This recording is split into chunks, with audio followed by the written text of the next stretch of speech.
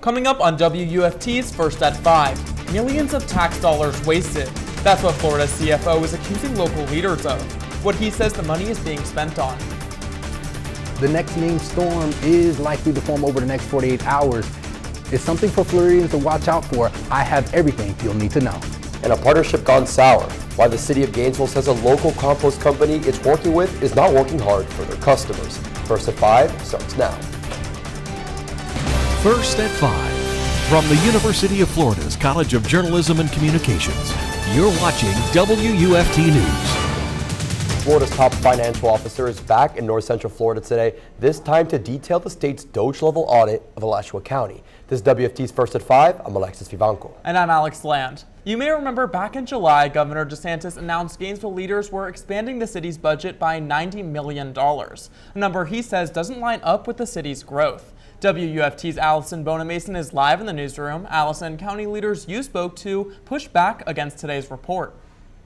Chief Financial Officer Blaise Ngolia says local government is bloating the budget by 77% of what it was 6 years ago.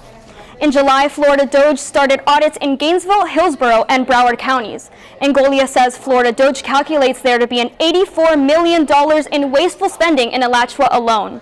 He's going across the state to tout what they believe is excessive and wasteful tax dollars. He goes on to say city leaders are using extra revenue from COVID dollars to expand local government. Exposing waste, fraud, and abuse. This is the fourth county they have visited to inform taxpayers of the increase in property taxes and the unfair allocation of funds. In attendance was Newberry's new mayor, Tim Martin. He tells me he crunched the numbers and the CFO is right, but Gainesville Mayor Harvey Ward has been vocal about not seeing a need for the audit. Live in the newsroom, Allison Bonamason, WUFT News. About 2 weeks ago, the tropics were as quiet as can be. Now we have 2 tropical systems in the Atlantic and a third could be on the way. UF forecaster Reuben Roberts is live in the weather studio. Reuben, Floridians need to be especially aware of weather conditions into the late weekend and early next week. I mean, you're absolutely right. If we take a look over here, this is the tropical disturbance that could be affecting Floridians. So I have good news. This is Humberto. So this Humberto, it looks like it's not going to be affecting Floridians at all. And this is Gabrielle over here. I mean, it's way over, looking like it's headed towards Europe. So the good news is that we have Humberto is not going to be affecting us, but bad news is, Floridians, this tropical disturbance could be coming towards more so the north part of North Central Florida. But let's look at Humberto and its current trajectory. You can see right now this encompasses today until Tuesday. It looks like it's headed towards North Carolina, so as mentioned, it won't be affecting Floridians, but this tropical disturbance in the Atlantic right now over the next 48 hours is something to watch out for. It looks like it's going to be affecting the southeast part of the U.S., so that is something to watch out for, Jacksonville natives. Look at this spaghetti model. It shows you, it looks like most of the models are agreeing it is going to be affecting the southeast, but nothing is definitive. Not to mention, I'll have more for you about how hot it is going to be. Right now it is 87 and more on the tropics. Alachua County man is facing murder charges, accused of stabbing a victim in Hawthorne. Deputies say they saw witnesses saw 50-year-old Jean-Claude Van Dam stabbing the victim multiple times. They gave investigators a description of the suspect's vehicle and partial plate number. They were able to pull him over where they said he surrendered. The victim is expected to survive. A new documentary is hitting Netflix, and it's based on real events that happened right here in Central Florida. The Perfect Neighbor examines the murder of A.J. Owens at the hands of her neighbor, Susan Lawrence. Take a look at your screen. Her husband screaming outside.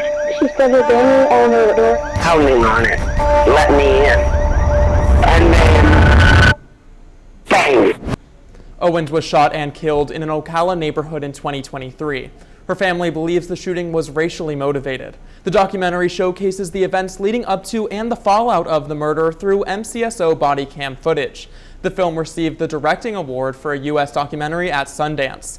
Netflix says the documentary is set to release on October 17th. Lawrence is currently serving 25 years in federal prison. She was sentenced in 2024 for manslaughter. MCSO says deputies had responded to disputes between the neighbors half a dozen times dating back to 2021. And deputies in Marion County arrested a man they say was committing sexual crimes with a child. Investigators got a tip of 52-year-old Gregory 14 here on your screen involved with a sexual relationship with a juvenile while traveling across the country providing veterinarian services to farms. That's when the FBI got involved. The teenager reported the sexual battery to Marion County Sheriff's Office. He's currently in jail with no bond. And changing one life at a time, that's the theme for Marion County firefighters when they bless their newest Safe Haven baby box.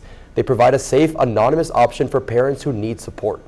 The blessing will be held at MCFR Stitcher Fire Station 2 on Monday, September 29th at 11 a.m. This is the second Safe Haven baby box installed in Marion County and the 8th in Florida.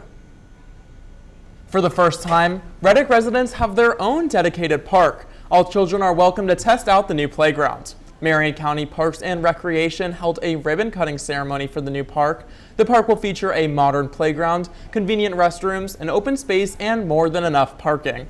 Parks and Recreation Director Jim Coulard says the town of Reddick and the County Commission turned their vision into a reality.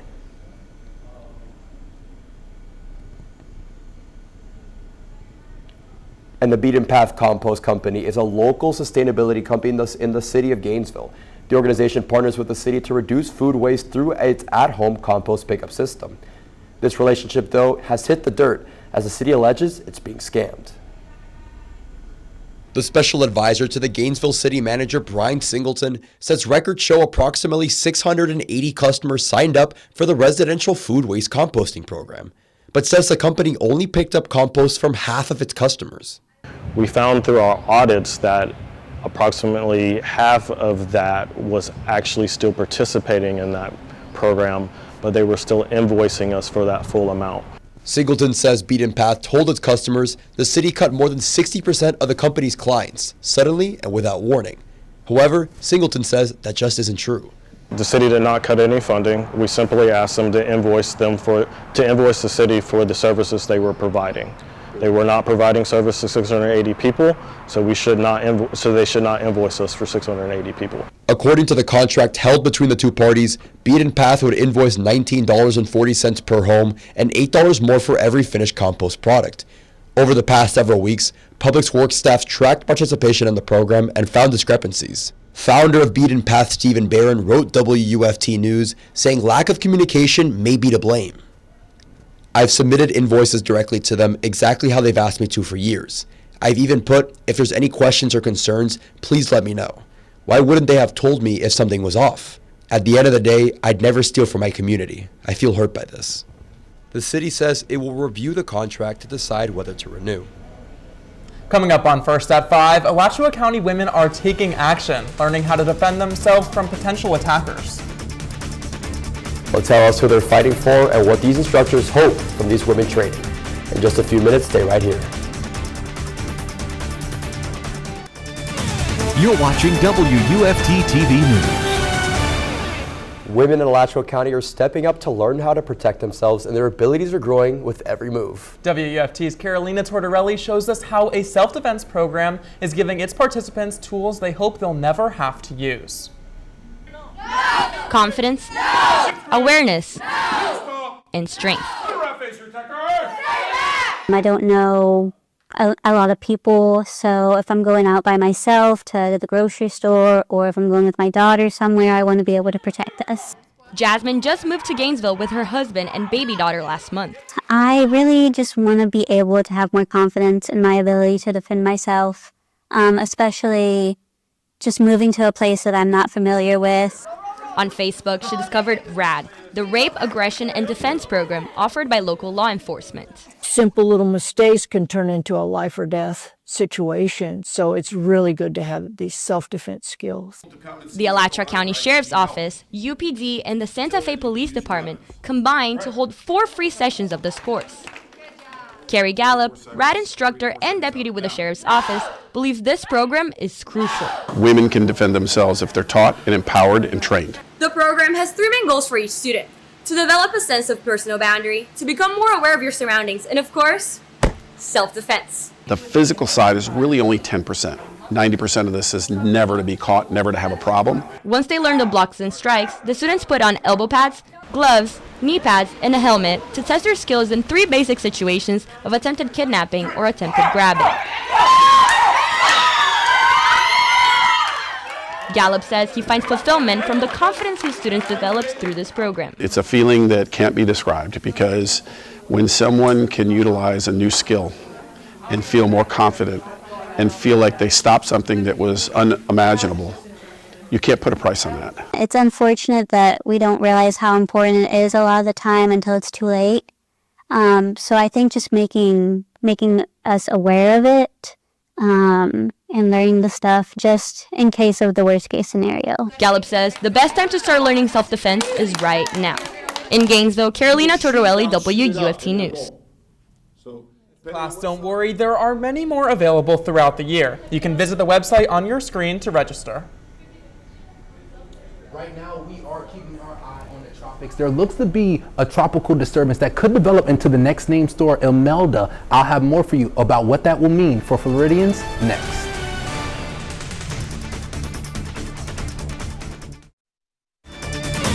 You're watching WUFT-TV News.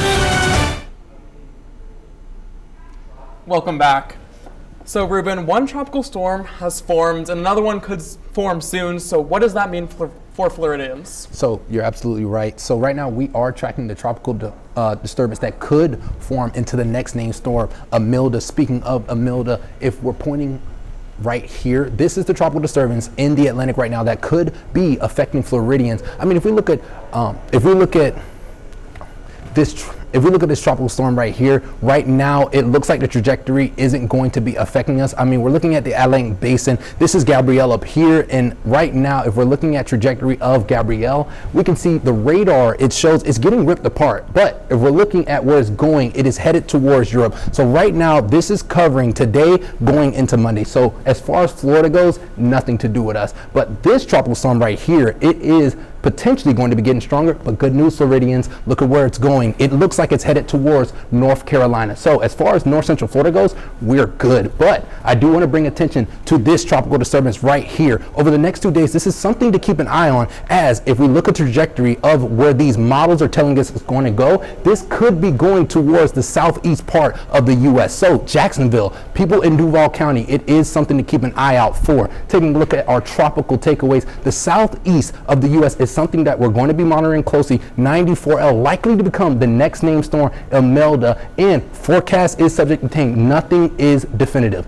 But let's step back home. What is going on in Gainesville? Right now it is 87, which is a little cooler than it was earlier this week. I mean, earlier this week we were in the 90s. The heat index was in the 100s. So it was definitely, it felt hot. It felt hot in Gainesville, but right now you can see it's only about 87 and the humidity is only about 67. We can thank the rain for that. Speaking of the rain, you can see it's about some scattered showers affecting North Central Florida. We're not getting swamped right now. The temperature is about 87, so it's mostly reflective around Florida. I mean, look at Live Oak, they're at 95, so they're definitely an outlier, as most of the cities are in the 80s. And you look at the humidity, 67 for us, 75 for Ocala, so it definitely feels a little bit more humid and muggy in their area right now. Taking a look at our day planner, it looks like it's just going to get clear. It's going to stay hot as we go into the evening, 91, and as we get into the evening, it's going to cool down and mostly just be clear for us. Looking at our futurecast, this encompasses this evening, so we should be mostly clear. But as we get into tomorrow afternoon, that's when showers are expected to pick up. You may be seeing some isolated, maybe even potentially scattered showers in North Central Florida, but as we get into the night, it should mostly clear up as well. Taking a look at our 7-day outlook,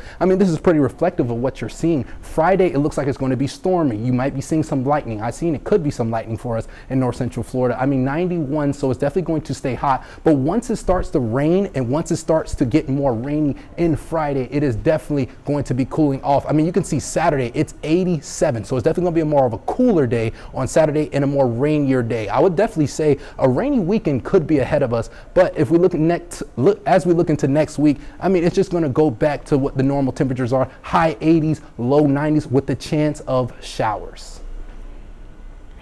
Coming up in sports, Gainesville High Volleyball is working to expand the gap between wins and losses as they prepare for the postseason. We're live with the head coach as she details what areas the team needs to clean up during tonight's match.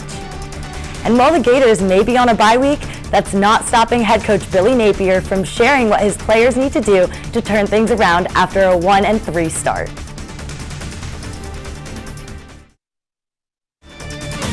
You're watching WUFT-TV News. Welcome back. I'm Heather McKenzie. Many local high schools have volleyball games tonight. Buchholz plays at Santa Fe, Eastside will face Trenton, Hawthorne is playing at Palatka, and Gainesville faces DME Academy at home. And WUFT's Luis Rodriguez is live from Gainesville High School with more for us on that matchup. Thanks, Heather. I'm live from Gainesville High School, where the Hurricanes will take on the DME Academy. I'm here with Coach Jerica. Coach, thank you so much for the time. I want to ask you, you're coming off a 3-0 win against Lecanto 2 days ago. How do you take that win here and approach the game for tonight's match? Well, Lecanto, that's one of our district opponents, so that was a great win for us to have to secure first place in our district going into districts in a couple of weeks. And then DME, we don't know much about them. They're from Daytona. So it's actually cool to just have a team that we didn't really get to scout, and we just get to play them and adjust mid-game. So it'll be really fun and I believe a really competitive match. Definitely. Also, I wanted to ask you about Rogan Cage, your senior. She has 204 kills this season. How good is she? How she's been a leader, a team player, and how did she approach the team for tonight's matchup too? Yeah. So Rowan's a 4-year varsity player for us, and she's very versatile everywhere on the court, front row and back row. But she, whatever set she gets, she can usually put it away and find a hole or hit it hard. So she's really smart. And that actually helps with the other girls on the team being able to, realize that they can do that as well. So. Definitely. And lastly, tonight, reporting live from the Purple Palace, I'm Luis Rodriguez-Combe, WUFT Sports. Thank you, Coach. Thank you. Florida football has the week off, and this couldn't come at a better time for the team. It has been a rough start to the season. They have yet to be an FBS team and sit at 1-3. Head coach Billy Napier is on the hot seat, and in his weekly teleconference, he addressed the adversity the team has faced and how they are working to overcome it. When the going gets tough, the tough get going, right? So I think it's important that we are committed, that we are persistent, we're focused on the work. This is the time in your life and in the game as a competitor, as a teammate, you show resolve. And if we're going to improve and make progress and get better, we're going to have to do that together. ESPN analysts have come out with new odds with Florida as likely to make a bowl game as they are to go 1-11 this season. WRUF posted a poll asking Florida fans how dead they are inside. 64% of people said they are totally dead. Last season, the team found some bye-week magic. We'll see if they can do it again when they host number 10 Texas on October 4th. Santa Fe College Athletics announced their 2025 Hall of Fame class made up of 4 individuals and 1 athletic team. During Saints Alumni Weekend, they honored these inductees and formally inducted them to the Hall of Fame. WFT's Lauren McGill covered the ceremony and spoke with some of these honored individuals. Santa Fe College Athletics announced their 2025 Hall of Fame class, comprised of 4 individuals and 1 athletic team. During Saints Alumni Weekend, they honored these inductees and formally announced them to the Hall of Fame. Alumni Weekend is always fun because you get to see what everybody has done since they graduated, when they went to their next school, what they did at their next school, hear all the stories, bring them back to Gainesville, celebrate them, whether they're being inducted or they're alumni or both. It's really a fun opportunity for us. One of the inductees was Tabitha Adabi, and she holds the record for most blocked shots in a game and season. Coach Stebbins is a very special person. She, like I said, saw something in me when I didn't see it myself, so it's just a great opportunity to have been nominated by her and getting the award from her. I have no words. After finishing 4th in the NJCAA tournament in 2016, the Saints volleyball team was also inducted, as well as Roderick Emanuel, who was a men's basketball player at Santa Fe from 2007 to 2009, finishing his career as a 2-time All-Conference and 2-time All-State player. It's an honor. I feel beyond blessed. I'm seeing faces that I haven't seen in 15, 20 years. So it feels good. It feels good. Very happy to be back. These athletes deserve all the praise. After a very emotional and transformative weekend, they've earned it. At Santa Fe College, I'm Lauren McGill, WFT Sports. And lastly, 3 former Gators were nominated for the 2026 Pro Football Hall of Fame class on Wednesday. Offensive tackle Lamoss Brown, center Marquise Pouncey, and running back Fred Taylor are part of the initial 128-person list. And after the break, we will have one more look at weather. Thanks for joining us for First at 5. Have a great night.